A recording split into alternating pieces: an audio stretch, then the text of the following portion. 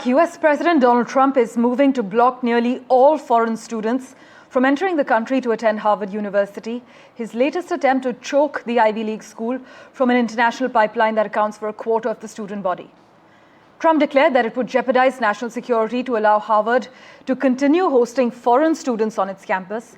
Vishal has been tracking all the finer developments. He joins us live at the moment. Vishal, take us through the latest.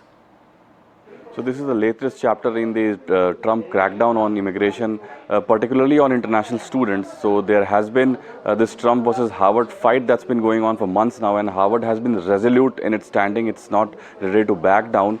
At the same time, there are also reports suggesting that Columbia University, another Ivy League institution, is also facing a similar threat. US Department of Education has just notified that it has violated some forms of accreditation. So its accreditation will be, in jeopardy in the near future. So that is also another institution that is under risk of, clampdown from the Trump administration. But this Trump versus Harvard fight does not seem to be stopping any moment, and Harvard had gained a momentary win just a few weeks ago when the judge ruled that international students will not be banned from entering the US. So that will be interesting to be seen as to how Harvard now progresses from this instance.